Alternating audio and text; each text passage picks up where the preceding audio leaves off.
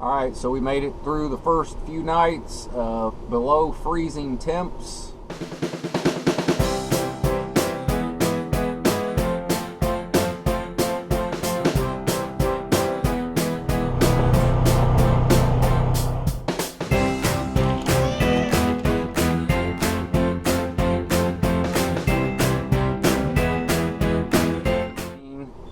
We have never had a problem with the lines in here freezing, because I don't know if all RVs are like this, but most I've seen are.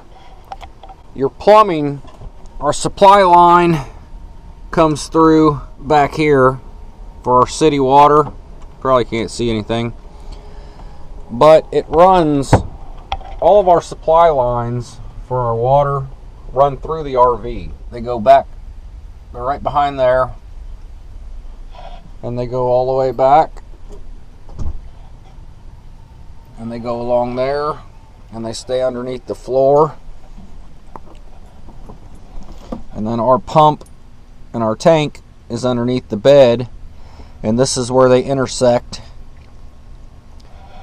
Our tank fill is right outside there for our tank, and then the supply lines keep going around, and they're underneath there, and then they come back to the sink and the shower.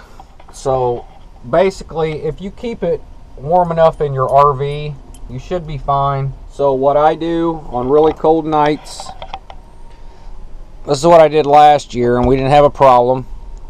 I just open, we're not level, it won't stay open, I gotta prop it open.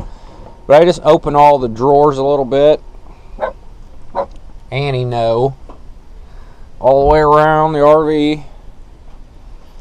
I just open all those. I make sure the bathroom door stays open so it gets some heat in there. And my water tank is always on, because we did the electric conversion, so we always have hot water, so I'm not worried about the hot water tank or anything. And also, usually when you're at an RV park for a while, you're going to leave your gray tank open. Last winter, I did not always leave my gray open, and before our deep freeze hit and it did not go above freezing for a while, I forgot to open the gray tank, so it filled up and started backing up into the shower. It took me all day standing out there with a blow dryer on the valve to get the valve to open. And I did a couple other things. I poured hot water down the drains and stuff. Finally got it freed, left it open. The black tank, I haven't really had a problem. I don't know if your waste maybe stays warmer because it's breaking down in there. I don't know, but I never had a problem with it opening. So yeah, I mean, other than that, guys, keeping your supply line from freezing, which, I mean, if you're really worried about it and you don't use a lot of water, you can do what we did last year and just fill up the onboard tank when it starts getting empty. I did that all last winter and just never hooked the hose up. And also, we used this last year. This is Candace's mom's. We really don't want to buy one because we're not planning on doing a lot of freezing temps once we hit the road, so we just borrowed it again for the winter. It's a fireplace too.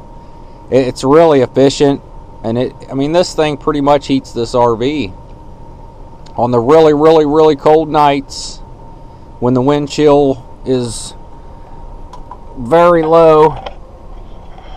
Then the furnace will kick on, but it's about, I don't know, it's like 45 out right now. And with just that on, we're 76 degrees in here. So that's not bad at all. At nighttime, I use a tiny little space heater in the bedroom. It's not that hard to live in an RV in the winter, guys. There's a couple other things we're going to do just to kind of knock the chill off, like these big front windows. I mean, a lot of air will come through here in the winter. So I think what we're going to do is maybe go just to Goodwill or something like that and find some cheap blankets and maybe hang 2 blankets, one on each side, and Chloe's going to get under it one way or another. She's going to get out there to look around, so we'll do 2. That way it kind of splits like these do. And I think that'll make a big difference, just knocking off the chill a little bit in the living room. Another cold place that can make a big difference in cold air coming in is your vent. Now, if the wind is blowing on that side, it will blow the vents on the outside open. And I mean, I can feel cold air right now just a little bit, you know. And on a windy day and a cold day, it is super cold right here. I mean, that's just all blowing right into the RV. There's not much to it, guys. I know some RVs are different. I know like a lot of the newer Class A's have the bays, you know, with all your water stuff in a storage compartment. Ours isn't like that. Ours is pretty simple. It's just a line to hook up your sewer and your water, and that's pretty much it. There's no flush system and all that stuff, which I don't mind. I like it basic. It's much easier to use. We've never had anything clog or anything like that. But I know even the newer ones with the bays, most have some kind of heat down there, but I think you have to be using your heat. If you're not using your furnace, nothing's probably blowing down there. You got to kind of keep an eye on everything. On a very, very cold night, you know, it wouldn't hurt to even let your faucet just drip a little bit. I mean, I'm sure there's some other tips out there. If you guys got any tips, you know, please let us know. You can never know too much. So it's not bad for November in Missouri, guys. We've had many, many Novembers where we already had snow, you know, 20 degrees out. So it's not bad for Missouri. We're hoping it's a really mild winter, but we'll survive. All right, guys, I'm going to take me a shower, and I'm going to shave. I have not shaved since Friday. All right, guys, we'll talk to you later.